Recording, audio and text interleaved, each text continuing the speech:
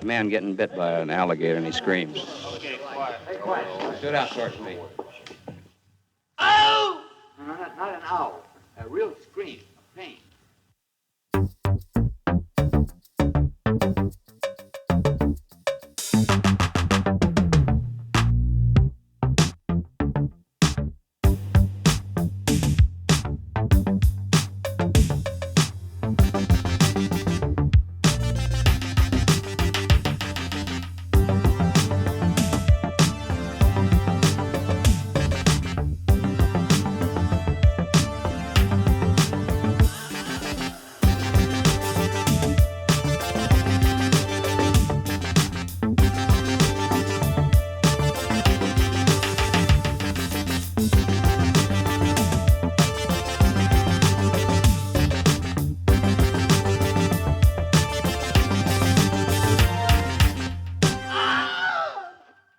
We'll hit that button.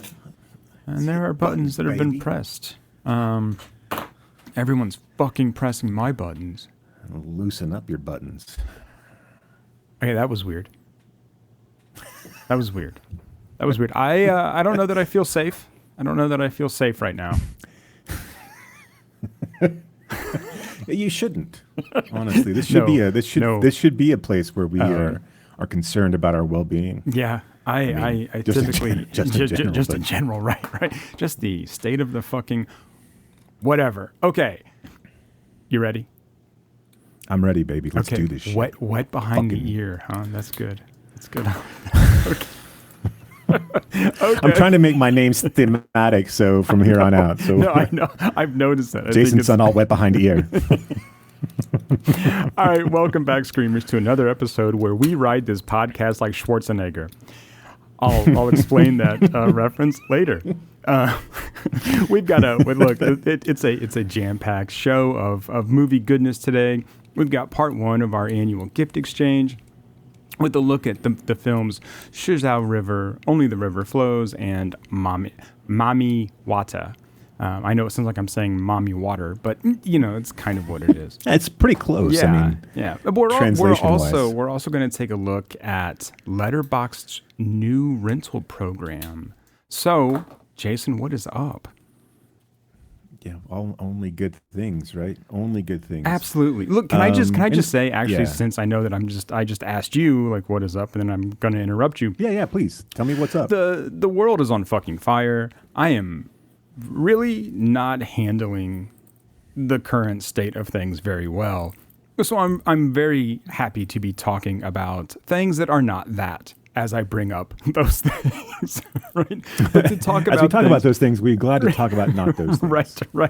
Right. But glad to sort of direct my attention towards something else for a little while.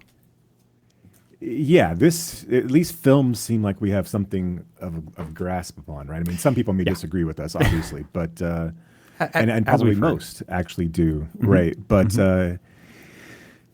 our slice of the pie seems like we can keep a handle on it. I don't necessarily know about anything else, so what are you going to do? I mean, I don't necessarily. Yeah, I don't have a handle on anything else, and don't have anything intelligent to add other than just bunker down, stay inside, and hug your loved ones. Because fuck me, man. But other than that, cool. Cool. So, why don't you tell us about this rental program? Well, let's start off. Well, yeah, okay. Let's do that. Now let's start that, and then I'm gonna get to that. Let's start with a good thing, I think, and then we'll go to a bad thing I'm definitely sure about, and then we'll kick into movies. Okay. And we'll talk about one movie in relation to this Letterboxd rental feature. So if you're not aware, if you're not on Letterboxd, and if you're not, I mean, that makes sense. It's just a social media site for people to know how cool you are with what movies you watch. And it's fine. To be honest, I find it more engaging than IMDb when it comes to like actual. I'm a fan of Letterboxd, and in the sense of like I feel like it's better suited for quick, quippy interactions. It's fun to follow your friends. It's fun to make lists. I feel like the lists are curated better than IMDb. Mm-hmm. I feel like IMDb had all of this good intention when it started, and then it got purchased, and like when it became a thing. I mean, IMDb is a great resource.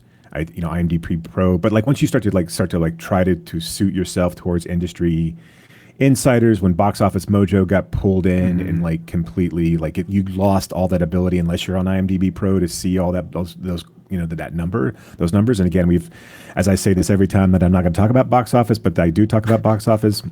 It was always fun to kind of go back and just kind of get an idea. And like now you have to pay $100, $200 a year to access it. That kind of sucks, especially when it was free for the longest time. And so I'm a fan of Letterboxd. That being said, so they were quietly and then kind of hyping up this idea of a rental service on their site, kind of like reopening the mom and pop video store to a certain extent, right? It provide you the ability to rent movies.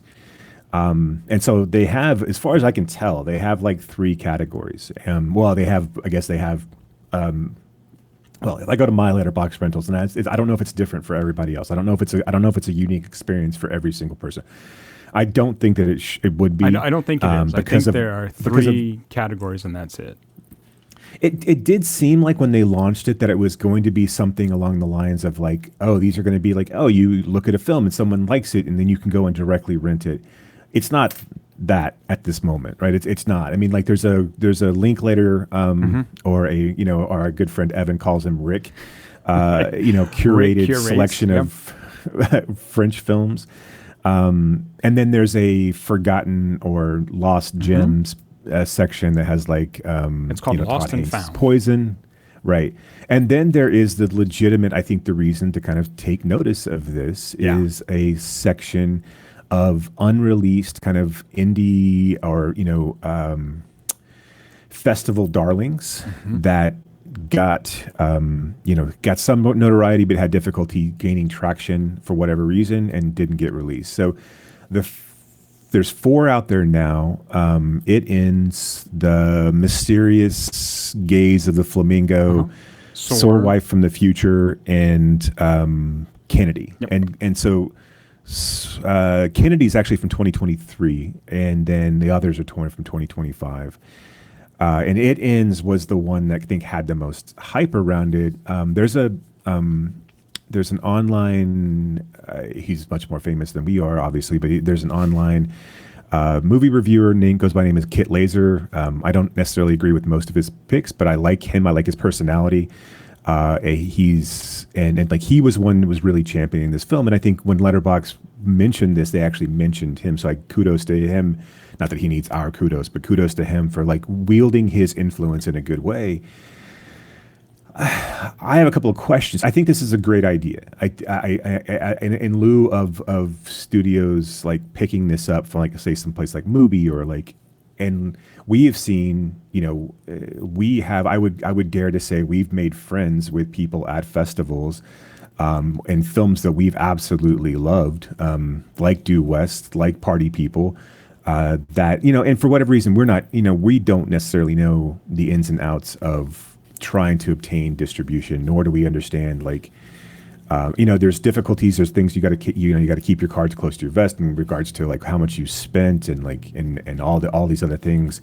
I do know that our good friend who made the werewolf movie here locally, they posted their film on Amazon at some point, and there was some distribution company through Amazon that just ended up like stealing hundreds of thousands of dollars from them. Right. And so that Todd Jenkins, and so like I feel like it is a nebulous place for a lot of independent filmmakers, and I feel like we want to encourage those people to continue to make films, to continue to get funding for films, and then obviously be able to pay themselves and pay their financiers back. I'm a little concerned about the online aspect of it, and I don't know what would make it better. So like if you go out there now, you can rent these films for $20, which I kind of feel like the price point is a little high for these films, and then almost immediately they're not. I just want to like jump in. They're not all $20. Yeah, sure. So like no. The curated picks are $6. The lost gems are $10. No, they're like and $4. Then the Lost and Found So Oh, then I was bouncing around. Some of them I saw Before were 10, We Vanish is 4. I think they're all kind of like various price points. Yeah, Right. so It Must Be Heaven is 10, but Before We Vanish is 4. Poison is 4. So, I mean, I think the undistributed ones are all 20. those are all 20. Yeah. And so I wonder, and they're all limited time. They're all so they're all they're only available for a limited time. So like I think It Ends is only available through tomorrow, or actually January 9th. So not to give anything away when we record, but and when we post, but by the time you hear this, it'll already have been gone. I don't know. Obviously, like I don't know the logistics in regards to something like movie, something like an actual genuine streaming site versus what Letterboxd has. And I don't know if like 100,000 people all clicked on It Ends, what that would do to Letterboxd in regards to site traffic, et cetera, right? I know that like when Shudder picked up Joe Bob, and the first time Joe Bob ever did a marathon there, it shut Shudder down. Like there were so many people because Shudder's a really relatively low price point. But I also I wonder, like, would this be better served at a price point where you could subscribe to Letterboxd and then pick up these films, rather than say I've got to spend $80 to watch all of these films. Now, again, I understand too that like it's not too far off of just a single movie ticket, and of course if you're gonna watch it with it, but like Letterboxd is not something you can just pull up. I mean, it's not something that has an app on your TV, so you're going to be watching these on your computer or on your phone. I mean, obviously, I know you can hook an HDMI cable up to your TV and do it that way, but I'm guessing most people don't do that. Then you can cast it to your TV. Sure, but I mean, like all these things are kind of it's still a barrier to entry here. Mm-hmm. The other thing that I'm worried about is then it opens it up to. I wonder what the benefit from a perspective of the filmmakers is. So for someone like who makes It Ends, and we'll talk about that film in just a second, but someone who makes It Ends, like one, obviously they're not seeing $20 every click, and to be fair, what I really wanted to know, and I looked at today, at It Ends Letterboxd page, is that it has like 20,000 views, right? So that's not a significant, I mean, it's roughly around in that ballpark. That's not a significant number for something that's come out like this. And it also seems like it's the one that should have the most, although it's not by any means. Like I think the Mysterious Cage of the Flamingo has more. I'm not sure about Sore Wife, but like It Ends I would say that it's a pretty small number of views, especially underneath that, the new moniker. And again, this could be a slow roll. It could just be the ones that were firstly selected. I'm not trying to bash anything here. I'm just questioning, like, one, how much of that $20 goes back to the filmmakers, and then, are there concerns like long term? Because almost immediately it seems like if you get picked up by Letterboxd or Rent, you almost immediately disqualify yourself to get distribution, right? Are you going to be in a theater? Is It Ends going to show up in a theater somewhere? I mean, or get a theatrical release? Because the one thing that happens here, right, and is that these things, especially with the press that it gets, is these things are going to be immediately available via piracy. I understand also that has diminished. It's not the same as it was, in the early 2000s, but I don't think it's also insignificant when you're talking about a $20 price point, and then having the film almost immediately available there as well. The industry has to know that that's part of it, even if it's not a thing that it's advertised. And of course, it wouldn't be, but like it's not something you can combat, right? I mean, like, and there's things you can do, but I mean, like ultimately, you're going to put it out on a rental site. At some point someone's going to screen grab it, put it out to on a site for other people to get. And so I don't know. Like I wonder what the value proposition is, and maybe I know at some point some of these filmmakers just want to get their films seen. Mm-hmm. Mm-hmm. But I wonder what. Again, but I mean, I don't know what it might. So again, I'm interested in the question. I'm interested to see how these. How you say year 2 of this experiment do the filmmakers of It Ends or I mean something like Kennedy makes the most sense to me, right? Because Kennedy's been available since 2023.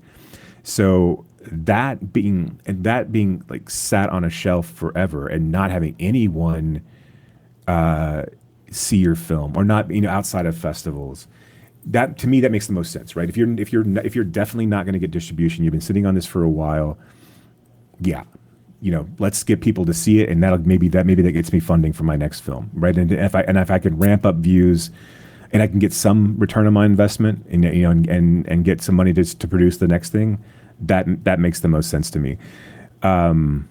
I wonder what the decision point for him, I wonder what the selling point that Letterboxd took to It Ends was, and then I wonder what the decision making break point was for. And this is the question. These are the questions that no one's putting out there, right? I mean, there's no articles being necessarily written about this, but it's the question that I would have if I was to interview someone from It Ends to say, all right, well, why did you guys make this decision? What are you hoping from it? And why were you willing to take the gamble of if nothing else, obviously you're going to get your film out there and people are going to see it, but outside of that, what is the next step for you guys in this sense? And yeah, I don't know. What are your thoughts? Well, a couple things. I mean, how many screens do you think It Ends would have played on had it gotten a theatrical distribution? And how long would it have been in theaters? Because I can't imagine it would have been very long. No, it would, having seen would the it have film, made more than $400,000 at the box office? Probably not. Right. Probably not. I mean, and so, yeah. I mean, that's all. Those are all good points. I mean, I don't think it plays more than.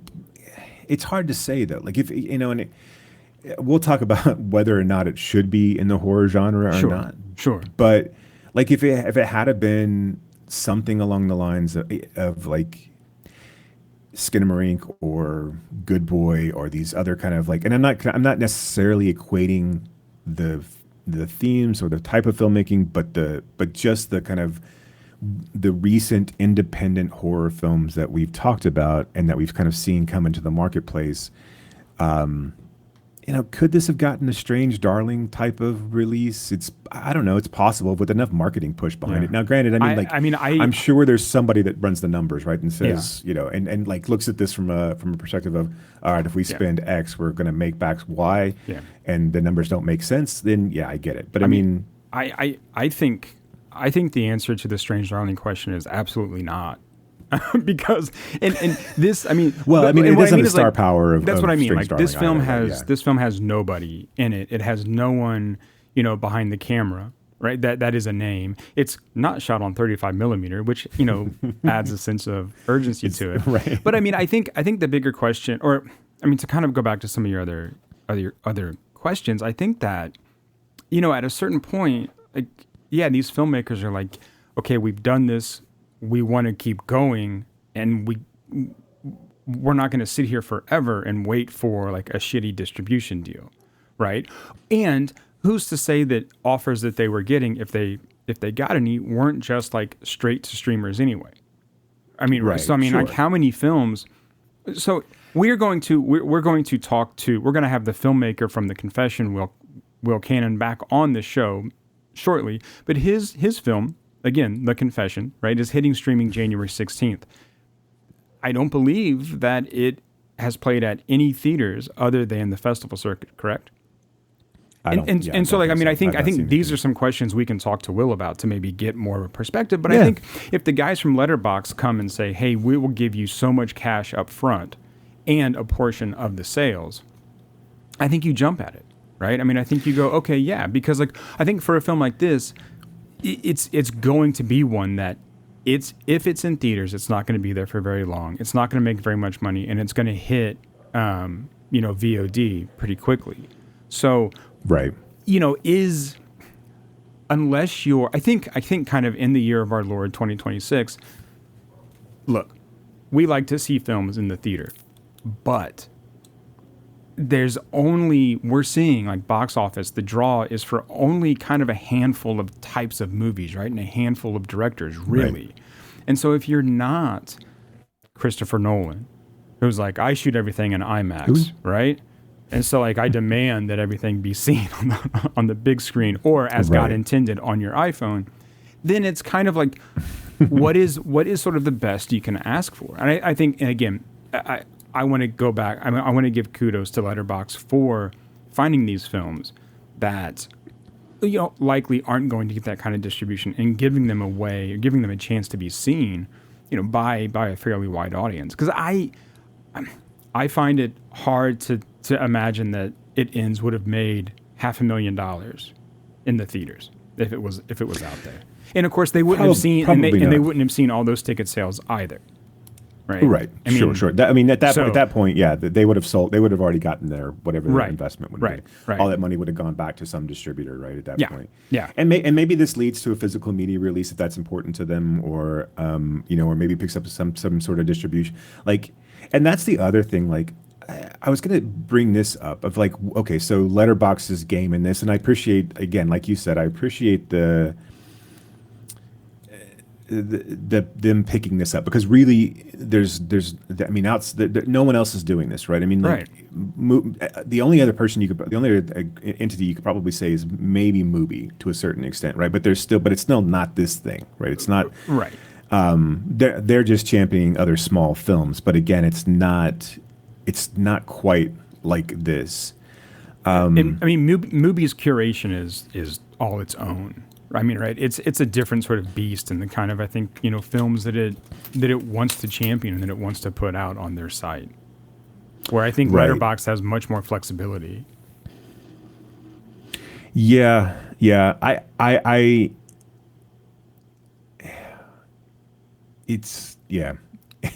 There's all these kind of things that I would love to see. That kind of, and this is definitely one of them. I also just feel like, but I do feel like maybe Letterboxd would be better served with having a very limited streaming service that only had certain number of titles on it. So it does. What I'm talking about is a subscription-based streaming service that only has a certain limited number of titles on it. So can I ask you a question about that? How many subscriptions do you have right now? Well, right, but who gives a shit though, right? No, I mean, like, because that's the. But I think because I think here's the thing. I mean, and I understand like why it would make sense, but I think we're going to see some people that would look at, say, like the list of films that are there right now, and they're going to say, I really only want to watch Poison. Sure. Right. And so but I'm at just that playing point, devil's advocate here. Don't yell. No. But I'm with you. No. Okay. So, but this brings up a question though, right? How many people are we anomalies? Because I never do this. I rent occasionally when I can't find it other places, or I can't obtain a physical copy of it. But like, I never ever buy digital. Never. I just don't do it. Yeah. Right. I mean, because again, it doesn't mean anything to me, because it doesn't mean anything to the people that are selling. Right. I mean, it's like, to me, it's like an NFT. It's not a real thing. And as such, like, if it can be taken away from me, at any point in time, I'm not going to pay Apple or Amazon to own a film. Now, if I get it free from some like digital, code or whatever, that's a different story. But like, how many people do you think that there's a large number of people that are renting in that, or and I don't know. I don't know. Or buying, right? Yeah, that I don't. Well, I would say that there's probably more people that are buying than they are renting. I think, and let's take like the average film watcher or the average movie watcher. They don't care about physical media, right? Sure. The average cinephile cares about physical media. But the average moviegoer doesn't give a shit. They're just like, why would I clutter up my house with Blu-rays in these boxes when I can just stream it from my? So like, I'm with you, but I think that on also average, like no one's. But I would imagine then too, it's at a certain point, okay, so for example, like Hulu just dropped MASH, right? So MASH is no longer available on or Disney Plus, where the hell it was. I don't know, but I mean. Like this loss, but again, do people go out and buy entire seasons of TV shows to store in the cloud and then watch whenever? And even then, like, as soon as a rights issue comes up, it could be gone. I mean, I don't necessarily know if people really give a shit about that, or like even recognize that's a possibility. Right. I think that's what you're hitting. I mean, I think that's the thing right there, right? I don't think people know that or care. So my other thing is, do you think? And again, it's difficult to start at this point, like I said, in the year of our Lord 2026. But had it never gone away and had it never lost focus, do you think the actual idea of a rental store, not like a mom and pop brick and mortar, but an online rental store like Netflix used to be or Blockbuster was at one point, could still exist in this day and age? Like, do you think that, like, with all of the niche, like Vinegar Syndrome and like these boutique Blu-ray places, rather, and again, I know that it's difficult, right? Because those places are geared towards collectors. They're not geared towards consumers. When you limit a number of DVDs or Blu-rays to 1,000 or however many, it's not. But if and again, the infrastructure is just not there. But like, do you think that could still? Do you think that there'd be a market for that? Or I think you could. I think you could sell it. To be honest, I think you could, but I think no. I think it would be a very niche market, right? I think it would be for people like us, again. And I think because nobody wants to wait for their Blu-ray in the mail anymore. Nobody. They don't. They're like, why? And it would wasn't I? a time when it wasn't a time when you couldn't just immediately access it. Streaming was not. It wasn't a thing at all. And how much? I mean, like, and again, it would take I think a very specific company that would want to do this, because how much is that going to cost them? How much does it cost to store, maintain, purchase Blu-rays? Ship them back and forth, right? How much of that gets covered in the cost? Blah blah blah blah blah. Where Netflix's model now is. It's a digital pipeline, right? Right, but it's become this evil entity, though, as well. I'm not right. And that's the other thing. Yeah, is that, like, none of the original intent of any of these places is never ever. I mean, like, aside from like Netflix at its infancy, right, and at its beginnings, was a release of from the corporate limitations of what Blockbuster. Deemed worthy of rentals, right? And it wasn't. Again, it was just a dumping ground for Hollywood films that you probably already saw anyway, right? Or people who didn't go to the theater who just, and wanted to watch. So you end up with 200 copies of Armageddon in the store rather than anything, that people actually, were interested in. It feels like there's a market, maybe even if it's a small one. But yeah, you're probably right. I mean, no one's going to want to wait. And then again, if they would just end up turning to piracy because it's easier. Right, but I think this is kind of what Letterboxd is trying to do, right? Is getting back to that kind of mindset of, here's some films, right, that are curated by X, right, that you might have forgotten about, right, or never saw, and here's some new films that we think deserve attention. I mean, so to me, Letterboxd is doing kind of what you're saying. But I mean, look, I prefer physical media. I'm with you. I just think, this is the shit thing about capitalism, right? It sort of beats down any of those kind of ideas. Right. And let's talk, that leads directly into this next thing. We can come back to It Ends. Let's talk about It Ends. But this leads directly into the next thing where MoviePass is trying to resurrect itself now. MoviePass, which at one point, I would say was not quite at its end it was, but like I would say even at its beginnings, it was kind of a Napster-esque disruptor in the industry. It forced, as much as I hated what MoviePass became and what MoviePass did when it was in its death throes, when it initially started, I had like a grandfathered subscription fee of like, it was $20 and I could see a movie a day. at any theater that I wanted to see, in any you couldn't see 3D, you couldn't see X, Y, and Z, or you couldn't see IMAX. With that outside, I didn't give a shit about those because one, they were always poorly done, and those were capitalist grabs. They weren't really IMAX. They weren't really. They were retrofitted 3D, so they sucked anyway. And MoviePass introduced something that really forced the hand, and what you see now, and with every single other theater chain has copied it, is provide a subscription service to their theater chain.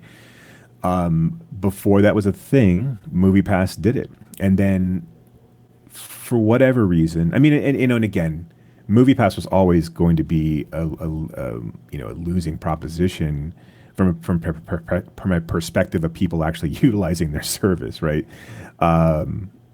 And then when they did the $10 thing a month, and everyone, and it dropped everyone down, and everyone jumped on it, and they were losing like $40-50 million a month, of course. Yeah.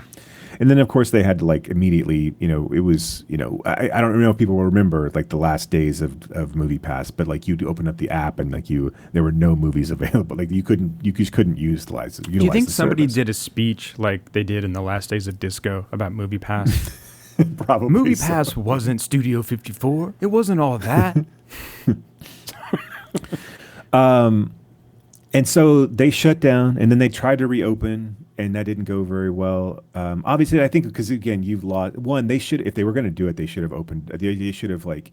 I know that the brand recognition was there, but the brand recognition was it had tanked so badly that they should have rebranded it and done it some other way. But now they've reopened, or they will reopen. I'm sure. I think it's. I did not check to see because I'm appalled and disgusted by this. But now they're just another. It's not about movies anymore. It is a online betting app, just like every fucking thing else is, where you can bet on Rotten Tomato scores or box office. Box office gains. All this kind of bullshit. It is basically a sucker's game. It is a shell game for morons to go out and try to make, $1 here and $1 there. It's just like all these other apps. Not even I'm talking about, because there's a couple of them that have popped up that are not like DraftKings and the sucker gambling bet as well, where they try to tie you into parlays. They try to get you on easy bets like, this guy's going to have more passing yards, or this guy's going to have more receptions or less. So it's an easy up, it's higher, lower bet, so there's not really any thought process in it, and you can make small micro bets. And of course, then you're still losing all of your bank. There's other things you can bet on too, right? I mean, like whether or not Brock will say fuck 6 times in this episode, right? Probably. I mean, like it's an over.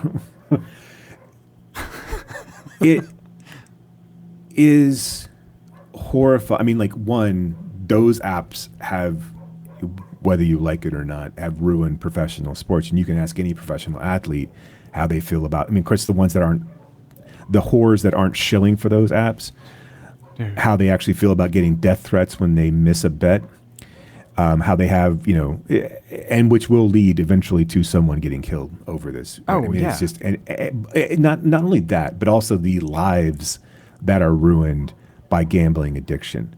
And there's studies that this is the same as drug addiction. Of course it is. Yeah.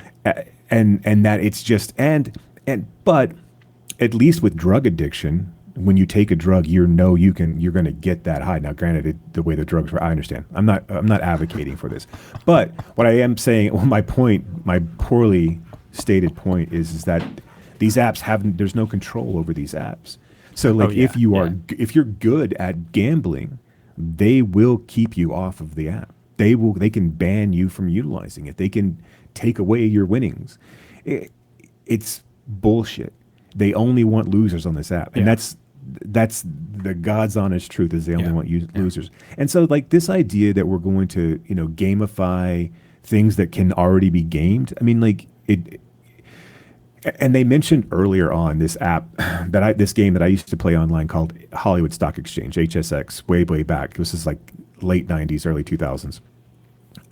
Which was just it was a fake thing. You got a certain number of Hollywood bucks, and you bought stock in box office numbers. Basically, you bought stock in films, and that that equated to like $1 million worth of box office. So like if your stock was 86 million, then on opening weekend, if it did above that, that's basically how it worked essentially. Is that if it went over that, your stock went up. If you went, and it was just a fun little stupid little game, right? And you could buy stock in movies that hadn't come out yet and hadn't come out for a while that were in development, and like that's how you built your bank. It was a speculative game, but there was no harm, no foul, because there was no real dollars in it. And they tried to make that real. And then I think there was some legislation that came out and said you just couldn't do that. But now, but this is where we're at, right? This is where we're at in our era of capitalism, where this is how, like, I was reading articles about this, and there's just like, there's no denouncing any of this. We should be coming out and saying that this is bullshit. This is ridiculous. Yeah. Like, we shouldn't be encouraging people. No. Because the end goal, what it is to make small. The end goal is to lose your money, right? Right. And to give money to MoviePass so you can lose these bets. Even if you win, you're talking about you're not going to, but then you're probably going to end up winning movie tickets or things you could have just bought for a lot cheaper. And again, look, I'm not for necessarily legislation. Again, if you're a gambler and you want to go gamble, you do you, right? I'm not about like saying that all these things should be legal, but I'm also saying fuck you, MoviePass, and everybody who's behind it right now, because you're fucking monsters. Like, if all you give a shit about is stealing money from people, congratulations. And there's plenty of other ways to already do it. But in this case, go fuck yourself. And again, like, all of it's going to lead to these death threats to athletes. It's going to lead to, the worst case scenario. The best case scenario is that it doesn't take off and then no one uses it. That's the best case scenario. The worst case scenario is that it's actually going to influence what movies get made. And that's the real shit of all of this, right? Is that, like, if this becomes popular enough where people are utilizing it, and they can see that, like, and studios can see that people will go see these types of movies based on MoviePass betting trends, we're we're already fucked anyway. But like, right. but more to the point, like, we're just speeding it up, and like I know we live in a world where is there never enough? Do we have to? And like, to what end is this? This is again, I know we're two dudes sitting in front of microphones, but like, is this what you're giving? This is what you're doing with your life. You're just trying to make a small amount of people. This is nothing other than Wolf of Wall Street shit. Right. This is taking people who don't have the money, and that's who it is, man. No, rich people don't use these apps. They don't gamble like this. You're taking people who don't have the money. You promise them wealth and riches. You give them free drugs. You give them $200 bets. Really good gamblers don't gamble this way either. Right. And if they do, right. it's a for fun kind of. It's not. Yeah. Right. Yeah. Right. Yeah. And to the people who do this, the people that use DraftKings is like, you put a $5 parlay every weekend on a wild card and maybe make $100 or whatever. Like, if you on the off chance, or if you can afford to lose it, fine. I don't have any problem with people going to casinos. or playing the lottery. I truly don't. But what I have a problem with is that we have these. And again, to be fair, MoviePass hasn't really rolled this out yet. They haven't. I don't know what kind of promises they're making. I just know that this is predatory, right? This is the same thing if I had a relative who was going to be like, hey, I figured out this really cool way to make money. I sell drugs to people. They get addicted to it, and then they have to keep coming back because they can't stop. They want to buy more. Like, you advertising to people that they can actually win money, and then you still being able to manipulate the back end and how they can do it. Go fuck yourself, man. If it was a fair game. If you were straight up and said, "Hey," but it's not. It's never a fair game. But it's gambling is never a fair game. And the Rotten Tomato thing too. Like, all these pieces. Like, it's fucking, it's disgusting, and like, it just goes to add to the trash heap fire that MoviePass ultimately became. And again, this other thing that was kind of a good thing, getting people back into the theaters. That theaters, if they had a champion back in 2014, they probably could have made some money off of it, together. But they didn't, and it ended up blowing up. But and whatever, man. It's one of those things that's like it feels like it was one thing for it to be in sports because it was already kind of always a part of sports, and now that we're betting on how many, I don't even know. Like, I know that there's other apps out there. I just don't go out to them because I don't really care ultimately. But like, if you can bet on, how many traffic tickets get, assigned in Fort Worth or whatever. Yeah, fuck that. I mean, like, you're just appealing to people who are desperate. Yeah. Or who have a problem. Yeah. Because otherwise there's no rush there, right?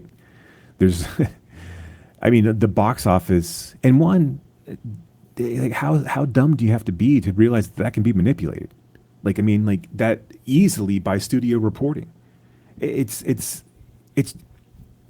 just like the lottery. It's just like, it's this idea of that if I buy a $1 ticket and I get $1 back, the lottery counts that as a win and it goes into the winning odds. That is just me. I moved my hand a little bit. Mm-hmm, that's it. Mm-hmm. That's not a win. I mean, unless I guess fighting off carpal tunnel as a win. But I mean, anyway, that is a win. Let's talk about It Ends. Can you give us the IMDb synopsis of It Ends? I can. I did not have that one pulled up though. But yeah, give me just a second. And I will give you the IMDb. 4 people on a road. They drive a bunch and they realize that they can't. Why is it not? There it is. Okay. I got it. Friends on a late-night food run become trapped on an infinite highway with otherworldly terrors lurking beyond. Confined in their Jeep Cherokee, they must decide whether to accept their fate or attempt escape. It's just a really long 86-minute commercial for Jeep Cherokee. Right. That's it. Like, why? I don't know why they had to say that. Like, I didn't think they were on a food run. I thought they were going back. Like, he was picking them up from college. I didn't necessarily know that they were on a food run. Well, they were helping. IMDb can be wrong. They were helping someone pack, right? Right. To like move, or I don't know. But I know I was confused about the food run too because I was like, where were they going? I mean, it seemed like they were. If they were going on a food run, they really seemed to go past a lot of places they could have eaten. Right, until they got onto the road of no return. That doesn't look, end. Even though it does. I mean, look, I think the concept of this film is kind of interesting, right? And I think, kind of showing people stuck together, watching them kind of like one by one sort of break down, right, or lose hope or lose faith or whatever, and sort of seeing how they deal with each other. But then kind of this idea of like, is this ever going to end, or how long do we keep going to see what we can find out? I mean, I think, these are kind of interesting questions in terms of, existential ideology, but also I think like, afterlife and faith ideology, right? I mean, like what's waiting for us, and is this it? Like this infinite loop. Right. My problem with this movie is that it doesn't trust itself enough to stick to that as a concept, right? Yeah. I do think, like I said, I like you said, I do think that there's some interesting threads to pull here. There's archetypes that are at play. This idea that, wrapping the metaphor in a never-ending road, and that we can kind of decide when to get on and off are interesting concepts. And like, I do think that like in a really true independent film sense, this is the perfect type of independent film. It's easy to make, right? You don't have to have a lot of budget. You can just drive. You can just drive and film. You can use just anybody's car. Yeah. Right, and film for people who are good. I mean, I think the four actors in this are solid. In fact, I really like the female, and I had her name picked up earlier, and I can't remember now. But I think she's Akira really Jackson. solid. I think Akira, and then Noah is the other. Like her friend is Noah. I think those people are. I think those are the two standouts. I don't think the other two are bad by any means. But I don't feel like. I feel like wrapping this construct in a horror genre framework, which it doesn't really pull off. I don't think anyway. No. I think it's kind of a cheat, and I think it feels like one of those things of like, well, we're gonna do this, and like the easiest way for us to get distribution or noticed is to put this underneath a horror, under a horror umbrella, and I think that belies everything that they're really trying to do, because then you're programming the audience to try to figure this out, right? And then you miss the metaphor until it's too late to truly pull it in. I think this will resonate with a lot of people. But again, I think the idea of like having it ends scream at you on the screen, having the idea of like zombies out in the field coming to rush the car, and then I don't even think of like a lot of the interactions that they have within the car. And this is, to be fair, like it would be hard to pull off existential like discussion. Or just an experiment, right? Over 86 minutes and not miss the mark on a few things. It's probably, you're probably gonna, but I will say like it never really trusts itself to kind of like just let it sit and like let your audience figure this out, right? Because I think some of the things that it does well, it does really well. I think the conversations the guys have, the characters have. I think like I said, I think the archetypes work well. I think the types of people they have in each of the roles are kind of representing the different existential like decisions that people make throughout their lives. But again, like I don't think like the whole idea of like, oh, we hit 1,000,000 miles and then it's this. Like I don't really love that aspect of it. I don't. A lot. There was just other pieces like that that didn't make a whole lot of sense to me. I don't think they should have ever been able to turn around. And I know they didn't, but they did at one point to kind of backtrack and then go forward. I think that kind of undermines the entire idea as well. And then I think kind of like the jump scares and the people running out from the forest, trying to get back into the car. I don't necessarily know if that works for me in this again, ultimately with the metaphor. Had there just been people that are scary in the forest, yes, 100% I'm on board with having him capture people that are out there and them not being able to answer questions. I'm 100% on board with, but having people try to get back onto the road, I don't think works. Exactly right. I mean, like there's no point at which the people who left weren't at peace with the idea that they stopped traveling down the road, right? Right.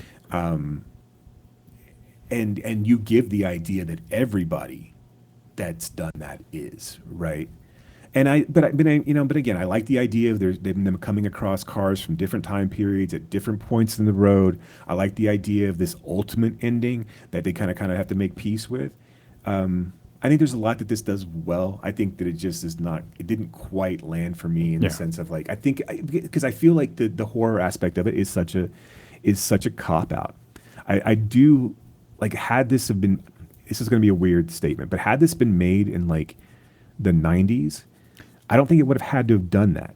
I feel like now we're in a weird sense of like where we're trying to get distribution and we're trying to do all of these things and we're trying to get noticed. And so horror is the easiest way to do that. And I think that's what they went with because they knew that they were a small film that probably wasn't that who's going to sit through a 86-minute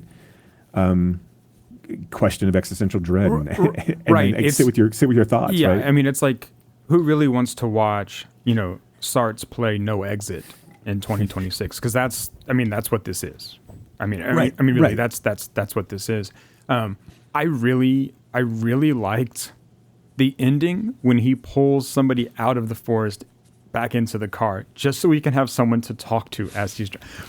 To me, that was was really. That kind of like wrapped up who this character really was throughout the film. And that and the cliff, him eating the Cliff Bar, yes, and like realizing that he could have done that. I don't know if he comes to the realization, but the audience coming to the realization he could have done that at any time, and it would have been just as delicious, right? It was like it's not like you're denying yourself these things for what reason, right? And that's the entire point of the film.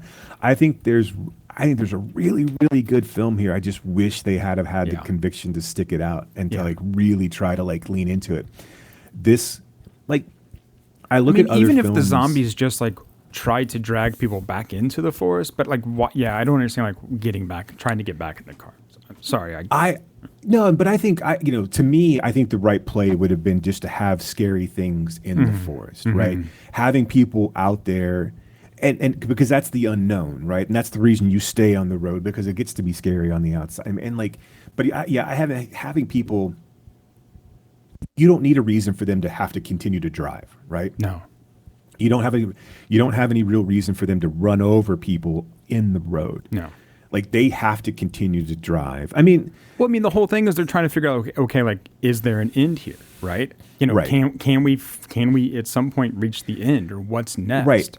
And I mean, that's the enough to impetus. keep That's them the going. impetus to right. Exactly. And then having people try to stop you from doing that, turning the car off, implore. But this, it feels like it was a plot contrivance for the people because they wanted to have people. They didn't want to be driving the entire time. You wanted them to get out and like do certain things, behave in certain ways, scream, dance, whatever. But I still don't. I think you could have come and put something different. But you could have 90 done that. seconds. You could have done that regardless. Of course, Yeah. of course, Yeah, yeah. yeah. I mean, and again, there's something in an existential conversation that says you can't take pauses down this road to the ultimate end of what we're doing, right? Right. I mean, that's. I mean, that's what this and to step podcast away is. step away, right? Step away because you ultimately see the pointlessness of continuing on this road that's ultimately going that's going to end up in the same spot anyway, right?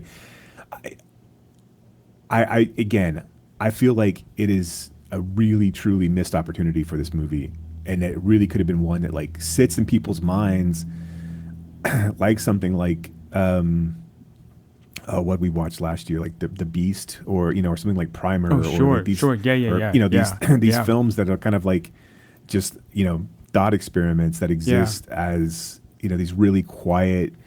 Because I dug what they did with the car, all the drawing inside the car. The conversations they had in the car. I think all those were really, really well done. And again, the people they had in the roles were perfect. I just feel like you started the film off with a horror theme, and then, like I said, you conditioned your audience to try to figure out what's going on, and that's not the point of this film. Yeah, the point of the film is not to uncover a mystery, because there's not one. No. The point of the film is to figure out, like, oh, wow, okay, this is what we're doing. Yeah. Right? When do I stop? Right. When do I give up? Right. But I think your point about a film like The Beast is worth kind of like looking at, because I think, these guys, you're right that they didn't trust the film that they had in mind enough, that they had to kind of say, all right, we're going to go with this angle because we think that will make it more popular. And of course, they didn't have the budget that a film like The Beast had, even though The Beast, really, by all accounts, right, a very kind of art housey sort of French film that not a ton of people saw, and at least at our screening, right, 1/3 of the audience left. So at a really odd spot, too. But I do think that they're probably thinking like, okay, we've got this interesting kernel of an idea, now how do we make it more marketable? And I think that is a sort of, but again, like, this is what happens in our kind of like current age of movies, right? You've got to have that, like, all right, what's the tag, what's the grab, right? So, right, but I still think that, like, had this just have been a film, and maybe you wrap it up in a little bit more of a serious tone. I don't know, but I do think, like, had you eliminated those elements, had you not had the title card scream at the audience, and I think had you have had your, like, you almost immediately start off with, oh fuck, what's happening, right? Had you had these guys, like, for the first half of the film, been content just to drive and to kind of get caught up and lost in the youth of their existence in this world, and then figure out, oh, what the fuck's going, like, having it come up to certain people of, like, especially like the pragmatist, right? I mean, who's like, oh, okay, wait a minute, what's going on? And then I've got to figure this out. Like, yeah, I don't know. Yeah. Maybe they just needed a few more philosophy classes, but Okay, so if you're still with us, and of course, look, if I've done my job correctly, you will not have noticed the technical difficulties. But we had some, but we're back, and now we're back for the real meat of the episode, and that is the I don't know what is 3 of the 12 days of Christmas. Three French hens. Yes. Right. So here you are. Here we are with the 3 French hens. And look, Jason, because I'm giving gifts to you on this episode, where would you like to start? Let's start what I believe is the most recent one, although I could be mistaken. But let's start with Mami Wata. Mami Wata. Okay. Mami Wata. Na so it be. Since when them born our land, you be Mami Wata Peking.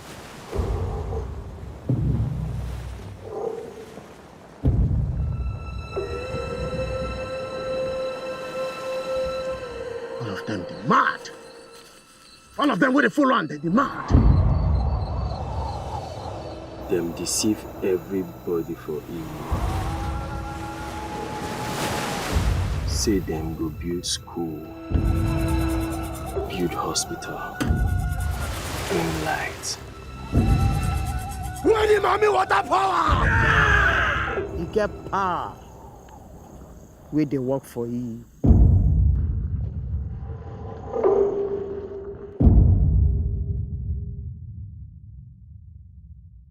When the harmony in a village is threatened by outside elements, 2 sisters must fight to save their people and restore the glory of a mermaid goddess to the land.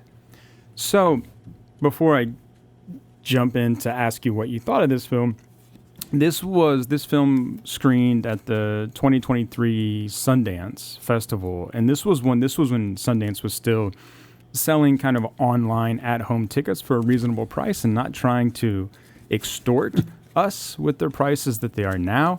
And this is one of the films that I was able to screen along with All Dirt Road's Taste of Salt, which made for a fantastic kind of double feature. So what did you think of this? One, obviously the visuals are amazing. Like, and we don't get any West African folk tales at all, but I mean, like, you just don't see films coming out of Nigeria. I know that there is a film industry, but like I was pretty blown away by this. I think just from a perspective of like filmmaking prowess. Yeah. I do, honestly, I think that the story itself is somewhat pedestrian, and if you just kind of strip away all of the trappings of the film. But I would say that, that's gonna be a little harsh. Yeah, I was going to say I'll fight you on that. Well, I comparing it to something like Becoming a Guinea Fowl or Sure. I do feel. I think, well, let me put it this way: any sort of folktale story, I think, is going to be slight in its, they're all kind of going to be.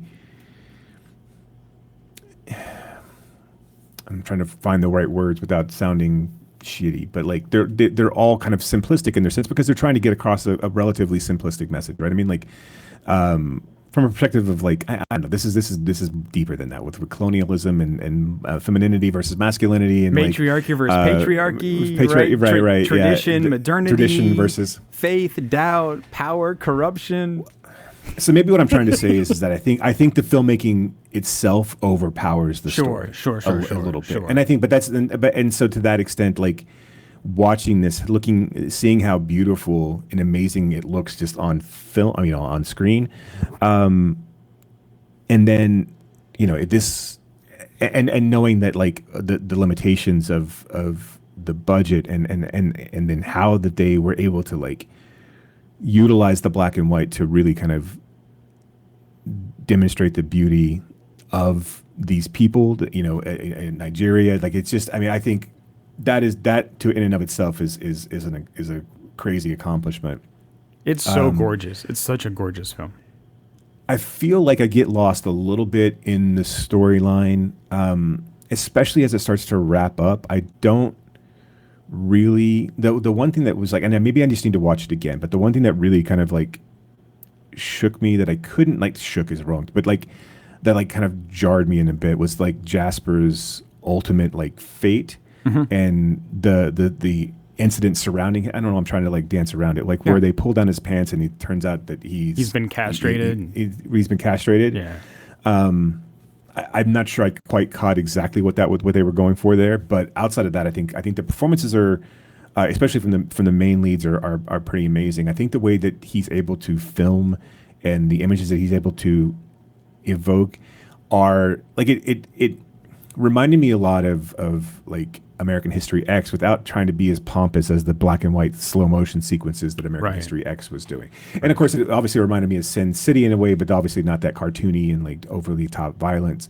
But I mean, like he was able to capture that sort of like visual flair, but take it up a notch. I think is just, I mean, like, I think you're going to walk away from this film just thinking that how striking it is to just to witness. I would love to get this in front of a crowd of people on a bigger screen and watch this, because watching it on a computer screen is one thing, but like when we saw 8.5 on a large screen, it does kind of, there are sequences that just feel like this needs to be blown up and seen on the biggest screen you can possibly watch it on. Yep. I mean, this is just ultra high contrast black and white. I mean, right, the shots at night are just pitch black, but the way, and I mean, I think this is, the technical prowess here is so good, because look, I'm not a lighting engineer, right? But I can imagine how difficult it was to light the people in those scenes, right? So that they stand out against that black background of the night itself, right? And also, like, when they shoot it in the daytime, you have like the whites just blowing out. I mean, look, it is so gorgeous, and he does that so well. I think, to your Jasper point, I think Jasper is meant to sort of stand in for this like ultimate male, right? I mean, this certain kind of heightened masculinity. And then, of course, he's shown to be, at least in the eyes of the other men, not that at all, right? Where he is literally and figuratively then impotent, and then is just dispatched with like that immediately, right? Immediately, right? And so I think that's just kind of like his ultimate sort of come down as just this sort of like straw man figure that's just knocked over. Like, he was all bluster and all sort of, I've got a 72-inch chest, but not really. Right. So, but I love this story. I think it's doing a lot. I think it's trying to sort of show, I think it's using this village of Igi as kind of like and not that I'm an expert on like African history, but it's kind of a stand-in with the continent of Africa itself, in that this idea of it's facing cultural shifts, and it's dealing with like these existential crises, sort of, post the idea of colonialism, which we're still so, these countries are all too often still dominated by these other larger powers. And so you see this in this village of, trying to hold on to these sort of old traditional beliefs, but then like, what does that lead to? It leads to the lack of hospitals and schools and electricity. But of course, like, the fear is, well, if you bring that in, like, what else are we bringing in with it? And like, well, Mama Effie always says, like, that's Western stuff. That's like Western meaning like European. So it's and I think that's one of the like big kind of push and pulls, right, of this film. And then, Priska, the one daughter who, brings in the doctor and then sneakily like gets the doctor to give everybody inoculations. She also is sort of unsure of what she believes in terms of that kind of old faith or, modernity. Right. And I think, also the false promise of a lot of these things as well, which, the promise of roads and hospitals and schools, but only really what you get are guns and violence, right? Right. And just a power shift that doesn't serve anybody. It's just the same thing with a different name. Right. Yeah. And it's an interesting conundrum that this film doesn't really provide any answers for. Really, I mean, ultimately, you end up with Mama Wata, the trust being put back into the people, right? I mean, I think it's put back into Priska as well, right? This figure who seems to be pragmatic, right? Who seems to be kind of choosing this kind of like middle path of, okay, I want to believe in this, but I also want, right, electricity in schools and hospitals, right? We need these things, but I can still believe in this kind of old water goddess. And without manipulating your people, and also taking advantage of your people in order to do so. This idea of like, well, this is the way that we've always done things, and this is, they give these things because this is what's required of them to give, which is ultimately bullshit, right? I mean, it really is an amazing feat, and like one of I know it's got a physical media release. But it's interesting. Like, I don't know how you get this movie in front of more people, to be honest. I mean, like, it asks a lot, right? But I think it's so visually striking that and so intriguing and like I think it's really accessible. I mean, like, from a perspective of, like I said, the stories. I mean, like, you don't feel like you're missing too much because you're not steeped in African history or Nigerian history, or you're tied into this tale of a water goddess who takes care of her people, and will provide when she wants to provide, and she'll provide the things you need and won't when you don't need them. I mean, this idea, which again is not too far flung from any other religion that exists, right? I mean, there's a moment where Jasper, is wearing a cross and is sort of, I don't know, having a moment of crisis. I don't know, but he kind of like, grabs onto the cross and like then he kind of goes on this, big thing of like, oh, Mami Wata doesn't exist. How would you think, have you ever seen Mami Wata? And of course, you just want to look at this guy and go, so what you're telling me is all of the gods that have existed throughout history, yours is the only real one? Right, like that's the only real one. Look, and again, not to sort of denigrate Christianity any more than we already do, but that's the idea, right? It's like, wait a minute, the only real God is this God. All the other ones don't exist, right? So you've seen this God? Well, no, but I know He's real. So it's again like it's just replacing, one thing with something else, and weirdly enough, this film that sort of, I think, despises to a certain extent, like Western ideas, this film does have that kind of Enlightenment idea built into it, where it's like replacing one religion with this other religion of technology and guns. Right. I almost at times wanted it to go a little bit more esoteric and ethereal. I feel like it did enough at the end to kind of, but I felt like, and I understand why it doesn't, but I at times I wanted this to be more Neptune Frost. I wanted this to be a little bit more inscrutable than it was. See, there's a good double feature. Yeah, that would be great. Yeah, absolutely. But I don't fault the film for it, but I kept thinking, man, this would be really like it'd be cool if we had a little bit more like of the supernatural element, or the the A24 Earth Mama aspect of like, we have one moment of like the moment at the end. It was great. If we had another moment like when is it Zinwei or was is like throwing her totem into the water and it floats back. I mean, like there had been a little bit more like spirituality or something in that moment, but like smaller things, right? Right. Because smaller things, yes, because it seems like that's the filmmaker's point, is like we're holding this back until the very end because we've just been questioning it the whole time. And there were moments, and I think a lot of it is, you know, the visual aspect is supposed to pull you in that sense as well. But a lot of moments with like the eyes moving back and forth and kind of being in a dreamlike state, and you know, there's that's the thing is I had not seen this before, and I only had a chance to watch it once. I'm definitely going to dig back into it again because I think we should try to find a place to program it because Absolutely. It begs for conversation, and it really is just a gorgeous film. No, I'd love to put this up on a larger screen and have conversations about it because I think it's so rich in both of those aspects. Agreed. Have you seen any of their other films? No, because I haven't. I don't know why I was going to say because, but no. Well, that's maybe they may be difficult to find, but I mean, I haven't.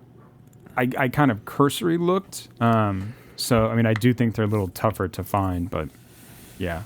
This is such a huge contrast lazy. from like. Yeah, it could be. Yeah. There's such a huge contrast from like Ugandan films and like, but I do find African cinema like wildly interesting. Because it is so. It comes from a place of, you know, just true artistic expression, right? I mean, it just feels like these are stories that these people are dying to tell, or they're, you know, from like a Hollywood perspective, they're just like people who want to be and emulate, you know, and have fun with the medium. Yeah, and I think, and they're completely different things. Obviously, I mean, like this is like I would not compare this to Who Killed Captain Jack or anything like that at all. But I mean, like, don't get them mixed up. Like, there's not somebody who's doing running commentary on Mami Wata. This is a legitimate film. Yeah, absolutely. That deserves to be respected for sure. Yeah, and I mean, I think we don't get enough exposure to African cinema, and it does have, I mean, a rich history. I mean, from films like Tukibuki, right? And then draw that connection from Jabril Diop to, you know, his niece Maddie Diop, who made Atlantics, you know, several years ago, which is another fantastic kind of a ghost story. We just don't. We're not exposed enough when we should be. But agreed. Maybe Letterboxd can take that up. There you go. And maybe we can champion it with, you know, like, look, let the two white guys with programming capabilities expose you to African cinema. Right. Doing the Lord's work over here, right? You know what kind of cinema we do get, I think, a pretty fair amount of exposure to, and that's Chinese cinema. So we have two Chinese films on this gift list, and which Chinese film would you like to talk about first? Let's do Only River. I think that's a good call.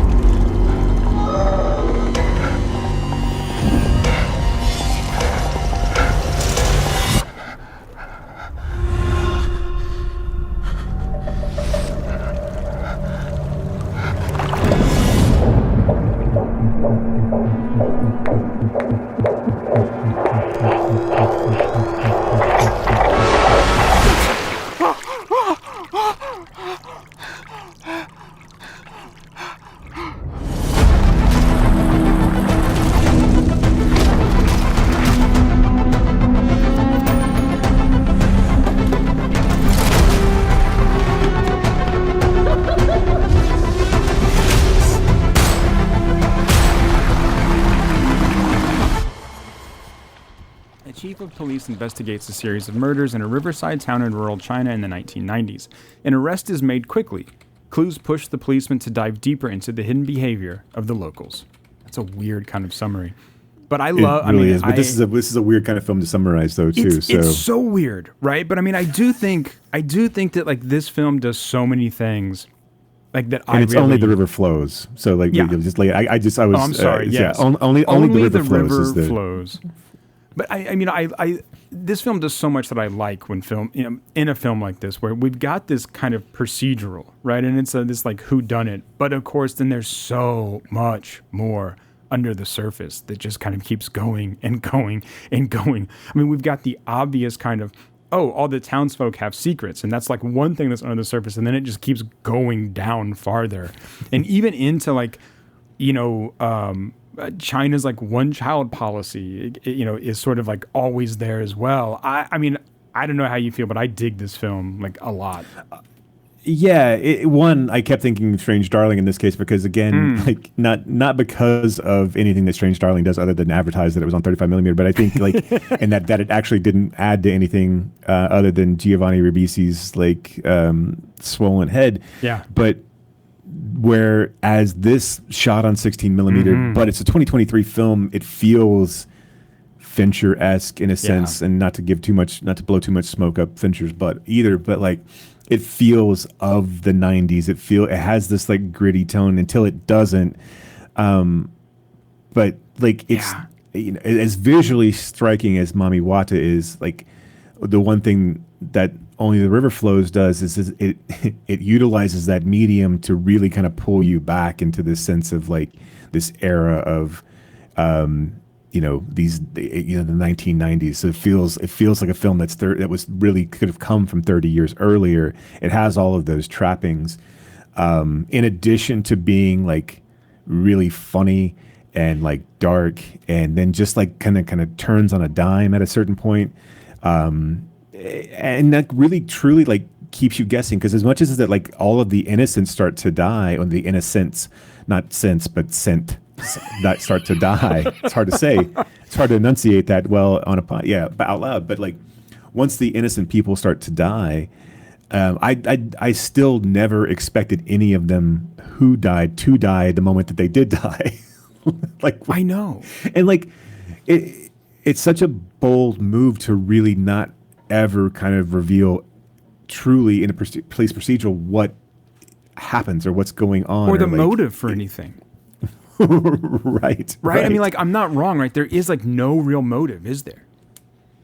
Okay. No, just people. Yeah. I mean, like, I'm just Grandma 4 dies. Granny 4. I just love that. Granny 4. Yeah. And what's so, it's so like, again, this is kind of where I do feel like I feel like I need a little bit more, because this is not your typical like, this is not your typical Chinese film in the sense of like you're not getting and we won't get this with Suzhou River either, but like this idea of like a beautiful China, right? Or this like technologically advanced China. We are in provincial China in a small town with small town people doing small town things. In a factory. And a police, right. And a police force that has no real interest in being police. Right. They're more interested in ping pong and where their new offices are going to be. Which I think one of the things that this film does that's so brilliant is putting and making this almost like a stage play, especially the procedural pieces of it. So the police office moves from a dingy kind of set of offices over across the street to a shut down theater, and they put all of their this entire organization on the stage, and we watch it from from the audience perspective, obviously who we are, but it makes it look like it's all just a production, which I think ultimately is what this thing is telling us that it is, right? It does that like there's no real, what you don't see, and like we've talked about, like in any sort of police procedural, even one that does kind of leave things ambiguous, is that none of this matters, right? It like everything that happens here has no consequence on the outcome of this story. Things happen and they don't happen. They investigate certain people, they uncover certain clues, but ultimately it doesn't matter. And the police don't. The police chief doesn't care. They don't. I mean, and ultimately a bad guy or a guy gets killed. Gets taken. It takes the fall for the murders and gets killed, and we pat ourselves on the back and we call it done. But you're still left with this sense of unease and people who are dead. And I think that's kind of a really interesting way to look at like a lot of these, like we kind of, this copsploitation and this era that we're in, where we deify, and by design, the legal system and the police procedural, because it kind of conditions us all to believe that it's infallible and that it's that justice is most of the time served, and we don't ever have questions at the end of a Law and Order episode, right? I mean, sometimes people get off because the law's not perfect, right? Yeah, right. But ultimately, we know who did it, and we can all kind of sleep well at night knowing that the bad guys are caught and the good guys win, et cetera. And it doesn't, that's what we've been doing since the beginning of all of our storytelling.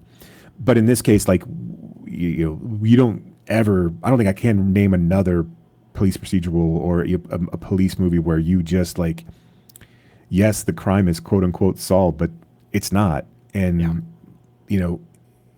people have committed suicide and you don't really know why.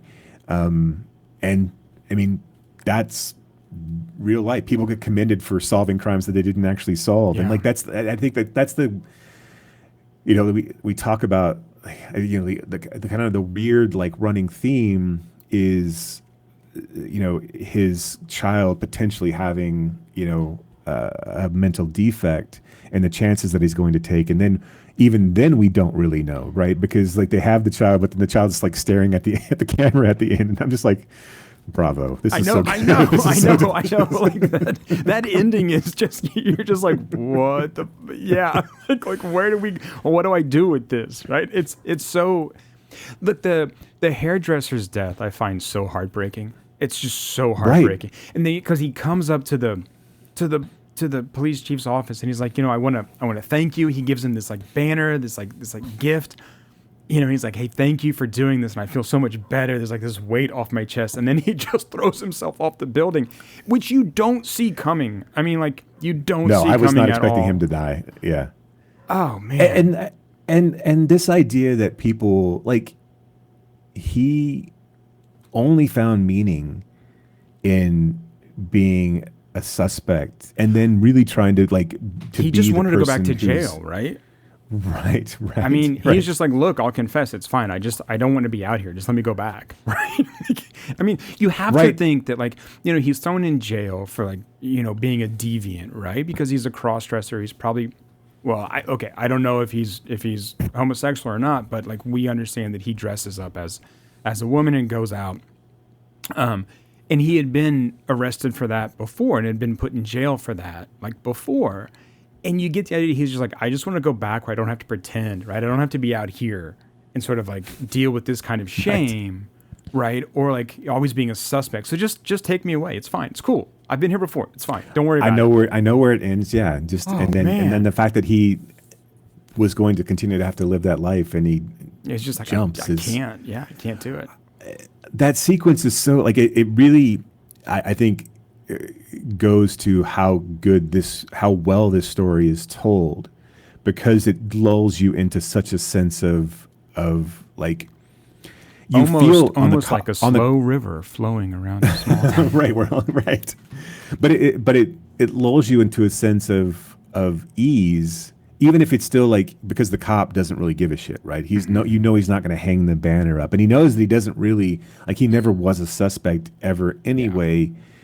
But it lulls you into, okay, this is a storyline that has finished, and then it hasn't. Right. And I think that's the other thing that I think, like, on again multiple viewings of this movie, you get better, like, to realize, like, oh, none of these stories ever end when you think that they're going to end. Nope. There's always something else, even when you get the point of view of which is really, really confusing, but the point of view of the second point of view of the murder of Granny 4. Well, he's like dreaming. I mean, this is where, like, the weird, like, surreal kind of like, what is real, what isn't. I mean, like, where and when he, thinks that he shot the guy in the street, and he goes to count the bullets, and he's like, oh. He's like, his boss is like, what are you talking about? Like, you didn't shoot anyone. Like, you didn't. Also, something that I'm sorry, No, go ahead. Yeah, that's I love how kind of like meta this film is, right? I mean, with the sense of nostalgia, with the office in an old cinema. But one of the scenes that I And the wife is always putting together jigsaw puzzles. And there's this moment where they're kind of like in a small little argument, and he just takes a handful of puzzle pieces and flushes them down the toilet. And then later on in the film, you see that puzzle completely put together, hanging on the wall, and he like stops and looks at it. And he's like, "What the fuck?" I mean, but it's so subtle, right? That like you could easily miss that. It, like you said, on repeat viewing, stuff like that sticks out more and more.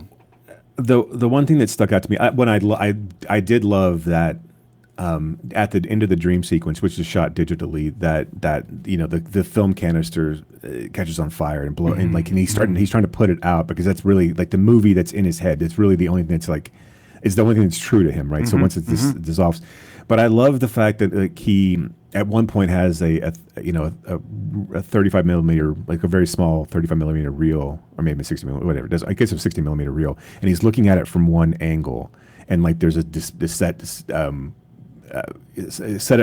of actions, and he turns it over, and it's completely different. And I think that's, I mean, obviously it's just, I mean, in a lesser film that probably feels a little too on the nose, but I think it does it. It's like so subtle in the way that they do that, and kind of showing you and prefacing that this is how this is all going to go.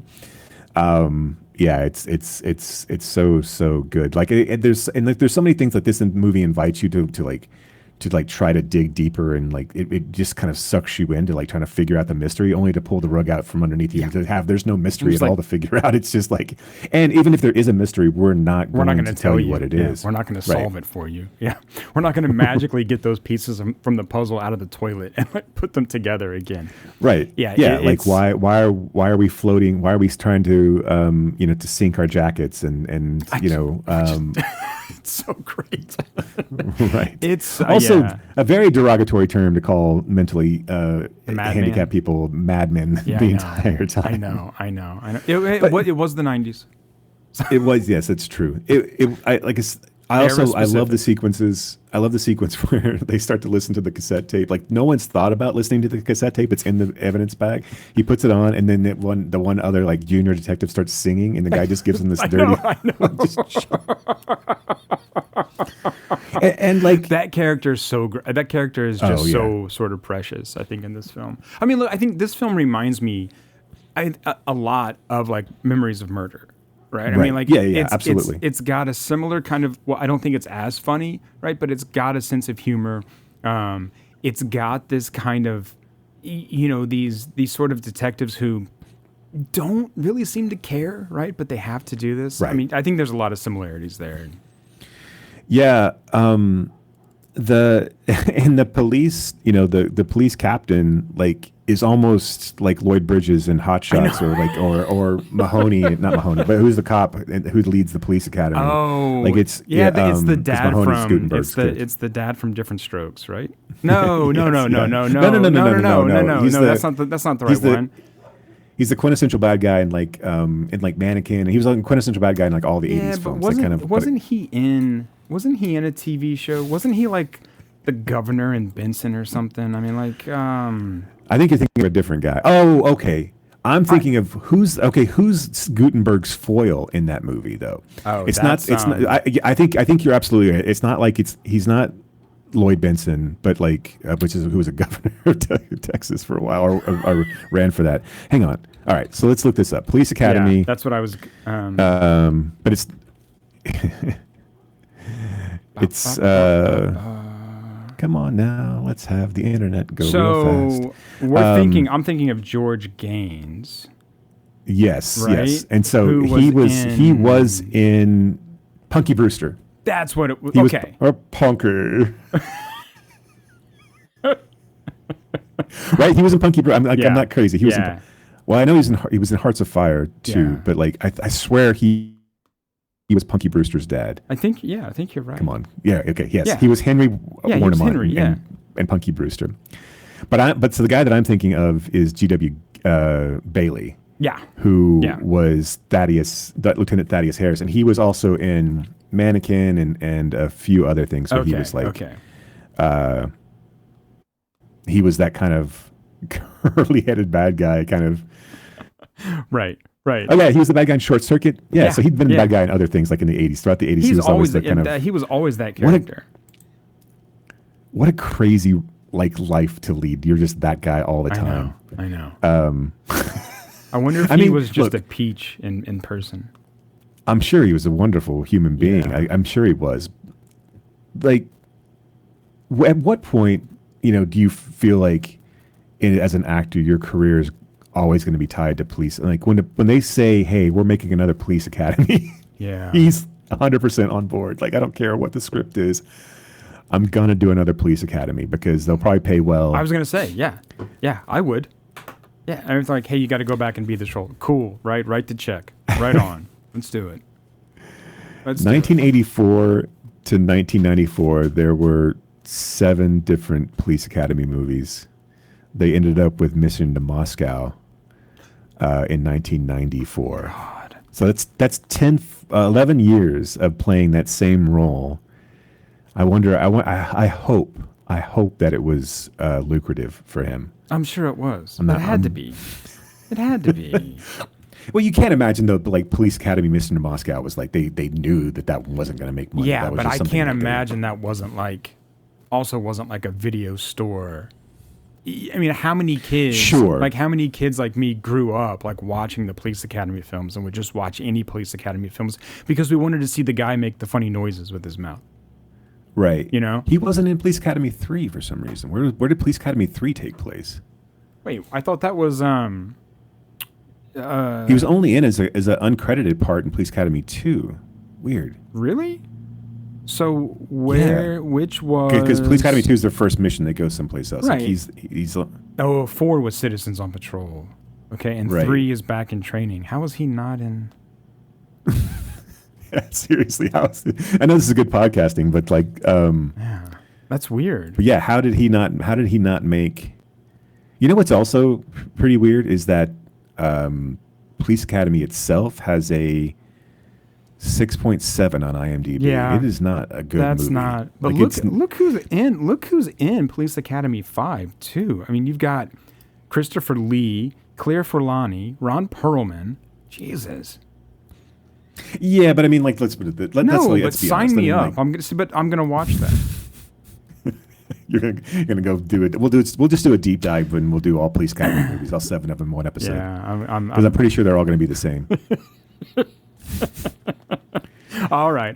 Let's. When I was a kid, I always thought Police Academy was a rated R movie. Like I always thought that it was a really dirty film, and it's not. It's like it's PG. It's not like it's. It's PG, not PG-13? I don't think PG-13 exists. Well, let's see. Maybe. Well, let's see. Police Academy 2 is PG-13. Right. Police Academy would have been... No, it is rated R. Take it back. Oh, it is rated R. Yeah. It's still a pretty light R for R, though. Yeah. I mean, oh, wait, and Kim Cattrall's in that. She's in a lot of them. Yeah. God. There's a whole bit... There's a whole... like, Sharon Stone's in 4, I think. Oh, wow. Yeah, so, like, this was a... relatively, I think it was probably a training ground for a lot of folks. I got a Police Academy underneath my belt. Then I know I've really made it. We have kind of diverted off topic. Yeah, I think a little bit, quite a bit from Only the River Flows. Let's get back. Let's take that lazy river back to. back through China. Back to the gift episode. Right, back through China. This time to Shanghai. To wrap up with Suzhou River.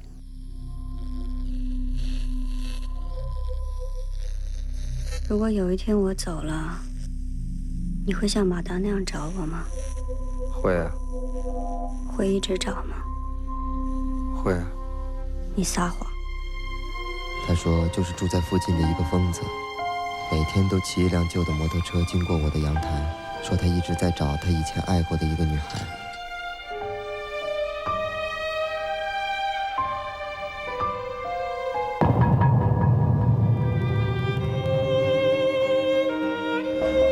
看见了。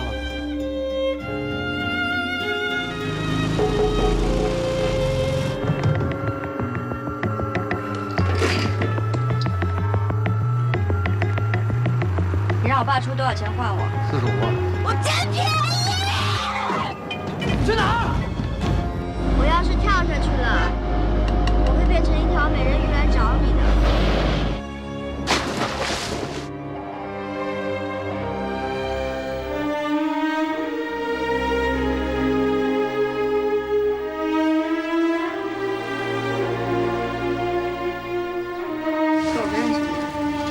啥你不记得了吗？我不记得了。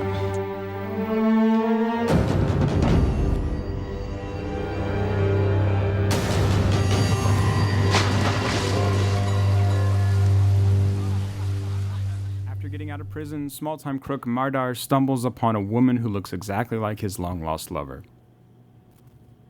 Okay. What did you think of this one? Look, I love this movie. I do. I love everything it's doing. I really like this director. So yeah. Great, good episode. No, I'll see you later. This was my right. Yes. This was my favorite of the three. By some good margin. I think that this one knows exactly what it's doing. It is a quick, like 82 minutes. The leads are so compelling. Mei Mei is so compelling. I mean, obviously Mei Mei, Mondan is like one just gorgeous, but like also just she's so fucking good. It's so amazing to watch. The transformation, like in a small film like that, because when she's playing Mudan, I mean, you think she's just a little kid, right? I mean, right, yeah, yeah. And then when she switches to play Mimi, I mean, she's whatever. She's definitely not. The having the mermaid theme throughout the entire film, having this idea like that, she becomes kind of a legend. The way that the film circles back on itself, the way that it's about, love and loss and what that means. Everything about this film is damn near perfect. It's so good. I do think it takes you a minute to like get over the POV piece. But once you bought into that, I was just like, I was like at moments just giddy watching it. Like I was so like happy of like being in the moment of this film, and like, and it was just you take a step. It's like a moment. I was just taking a step back and saying, I fucking love this so much. I love how this is all playing out. I love just being in this environment, listening to these stories. I think having the voiceover overlap a lot of the actual dialogue and make, because the actual dialogue being meaningless. I mean, like, and the story of the courier and the videographer, the crime bosses or whatever. Well, not only that, but I mean, like, but I mean of Mondan's. I'm not saying that right, but her father kind of shuffling her off every time that he gets a new. I think that whole story of like him buying a bike and that was and him kind of falling in love with like driving all over the city and like being able to watch people and then getting involved with this girl and kind of falling in love with her. It's so like, it's like weirdly like kind of like. A kind of a like they're watching a before sunrise like story and set around a better like crime story, and then even in the crime story about how like, oh, but what if it was this? Like you think it's this thing, what if it's this, and it's going to change, and now it's going to be a kidnapping story, and like it does it so well, and it moves so breezily through the story, and it feels like a Chinese like Hal Hartley film to me. Like it feels like it feels like one of those moments where I'm just like, he knows how to utilize all these people. They're all perfect for their roles. The dual role of Mimi, is so well done that it feels small in all the right ways. It feels longing in all the right ways. Man, it's such a great movie. It's so much fun. I love the narrative structure of this film, like shifting from this like subjective camera, right, that our like narrator's point of view, to then like this objective camera, right? It really kind of lets us question, all right, what are we really being told here, right? How, like, what story is really real? Because I think there's a big part of this where we have to wonder how much of this is just the narrator kind of filling in gaps, right? This idea that, and he talks about too, like go ahead. I was gonna say, like, he talks about how like Madar stays up late to watch videos, but that's just what he does, right? I mean, so it's like, oh, he's gonna do the same thing I do because I'm telling this story, and then he has that when we turn to the kidnapping part, it's really abrupt. And I mean, I think in a good way, because he kind of just goes, but what if, right? What if Madar and this other lady were lovers and they had this scheme? And you start to wonder, like, is that really what happened, right? Or not? And it's even towards the end, I think there's still this question of how much of what happened is, true or whatever. I don't know. I just think the kind of ambiguity and I think that I maybe just want there to be more ambiguity, because I mean that's part of what this film is sort of questioning the idea of memory and story, right? And memory and illusion and narrative, et cetera, et cetera. Right, because it's all wrapped. I mean, because the ultimate wrapping is how much do you love me? Right. I mean, that's the ultimate story, right? Is that it's not. I mean, we're telling ourselves this kind of grand love story that may or may not have happened. In order to question our lovers to see, like, all right, like, what ends would you go? For would you me? look for me like Madar? If present. Right, and at the beginning, our narrator says, we drift down the river, and I could tell you that I saw a mermaid, but I'd be lying. Yeah, and I mean, I think that kind of sets us up, right? I mean, if we have that theme, but also you don't know, like and I love the idea of after Mondan leaps, and the other people had seen her too. Like they never find her body, and they say that other people have seen. So I like this idea of this is not the only love story that's being told. Right. Along this river, right? It's that other people are using this story, or having forming their own versions of this. And most of them are probably lying to themselves. And I love that aspect of it as well. I think it's so well crafted that, and again, it does kind of keep you guessing to is the story that's being told the actual story of the narrator? Is this what really happened to them?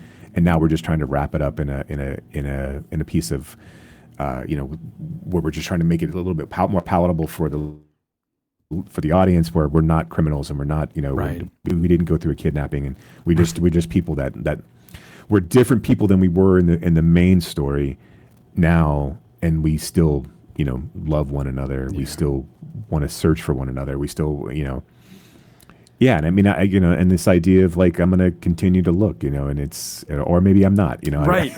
I'm gonna wait for the next story to come. Well, in this, I mean, I think you can't watch this film and not think about, well, for me, Vertigo, right? I think kind of most obviously, and then some of Wong Kar-wai's films, Days of Being Wild. But what I mean, one of the most interesting parts about this film to me is the ending and how distraught Mimi is, and she seems distraught about the reality of her doppelganger, right? There really was, at least in the story that we're watching, there really was a Mudan, right? And the fact that she's now dead, and so there was another her out there, and what does it mean that she's not out there anymore, right? How does that affect Mimi, because she seems just destroyed over that, and then she leaves this note for our narrator saying if you love me, come find me, which in Vertigo, right, Jimmy Stewart tries to change the woman into the other woman, and this is almost like Mimi trying to turn the narrator into Madar, right, at the end. I just think, where'd you go, Mimi? I love you, Mimi. I'll keep looking for you. Wear the green dress. Are you in Fort Worth? That's an unexpected place for Mimi to be. Well, it is the no one gets this. No one. This is the stupidest thing that we do. It is among multiple stupid things, right? Yeah. And anyway, I mean, this film it's so good, and a really great addition put out by Radiance. Radiance, seriously, hit us up. I don't know how many times I have to tag you, but this is a great, the special features are great. The essays in here are really cool. Yeah. But you got to get yourself a region-free Blu-ray player. So So watch it. Sorry. Yeah. It's not that hard. Really. Figure it out, not, people. It's not. You'll be fine. It's not. Come on, sheeple. They've got you locked into region A only. I don't know. I'm kidding. Yeah, look, I mean, this director, Lu Ye or Ye Lao, I'm sorry, right, is one of these directors who's kind of like constantly in trouble with the government. He is, and I didn't know this. Right. I'm not an expert here, but he's part of what gets called like the sixth generation of Chinese filmmakers, and so a lot of it is sort of post Tiananmen issues, right? Kind of, realistic films sort of portraying kind of the more urban and gritty social realism is what I meant to say, kind of aspects of, of this new China, right, or China post 1990-ish. So he's an interesting filmmaker. This is definitely not going on the tourism board. No. So he is. In fact, he has to he almost has to make it a point of making this kind of drab, right? I mean, because it really is, not to not to be that guy, but it is a pretty stunning city. I mean, and obviously those vistas. I mean, that view is pretty amazing. But not yeah, in this film. Not in this. Not movie. in this film. Yeah. So what do we have? Good choices. Yeah, thank you. I'm glad you enjoyed them. I do think the theme worked well. I didn't really intend to have two Chinese films, but I think they were different enough, and we saw different aspects of Chinese filmmaking. So, and we introduced the world to Nigerian filmmaking. I'm kidding. We didn't introduce the world to that. Yeah, you're welcome, Nigeria. Yeah. Also, the film, Mami Wata was filmed in the rural villages of Benin. So you're welcome, Benin, as well. Right, exactly. So if tourism kicks up by one or two people, know who to thank. So on this film, on this podcast, we have talked about Mami Wata. We have mentioned Nigeria and Benin, and we have also talked about The Woman King, which was took place in Benin. So again. Yeah, you're welcome. If there's one podcast that loves Benin, I mean, also, so Benin, hit us up. Yeah. We'd love to come out and visit. Send us some sponsorship dollars, yeah? The official podcast of Benin. Yeah, you too, Radiance. All right, so next, yeah, exactly. And Indicator, I'm looking at you. Why aren't you sending us stuff? We could... Look, we'll talk about this. Obviously, we will talk about these things. We'll write about these things. We will tell strangers about these things. You just have to get them into our hands. That's all you need to do. So next episode, my presents to you are a little film called Abruptivo, an apologetically longer film called Kinzaza, and then one that I am really excited to talk about, which is a movie called Sunday from 1997, which is a film that doesn't exist, but absolutely should, and I'm excited to talk about that. I'm sure we'll have other things to talk about, but 3 films is enough to talk about in one episode. Yeah. And so those other MoviePass rants or right, why all? Yeah, I mean, we'll talk about Brigitte Bardot's fascism, and because she passed. Also, did you see? Was I mistaken? Did I miss that Bellatar passed? Yes, Bellatar did this pass. week. Yes. Yeah, but it apparently no, I'm not going to make a joke. I was going to. There's going to be a 10-hour funeral. That's better than the joke I was going to make. Yeah, Bellatar passed. I mean, and I mean, such a kind of icon and iconoclastic filmmaker whose films are not easy to sit through, but I think are really rewarding if when you do. So agreed, 100%. Yeah. So yeah, that'll be next time. So something to look forward to. 3 films you probably haven't seen, may not have even heard of, I'm looking forward to those. And so yeah, until next time, thank you for listening, and keep screaming.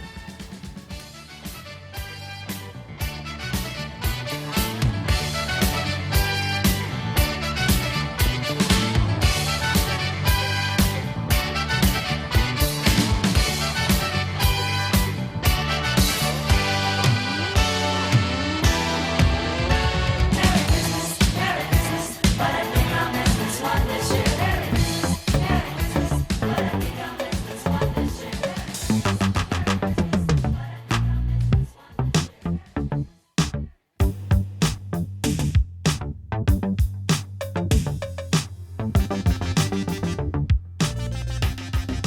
You have been listening to Why Does the Wilhelm Scream with your hosts, Brock and Jason. If you liked today's episode, do us a favor and rate, review, and subscribe in whatever application you use to consume podcasts these days. You can reach us by visiting whydoesthewilhelmscream.com. If you are in the DFW area, we would love to see you at a Fort Worth Film Club event. You can learn more about those and find a full schedule at fortworthfilmclub.com. And you can learn about my foundation and how we are trying to foster the next generation of film lovers at realhousefoundation.org. That's REEL housefoundation.org. Till next time,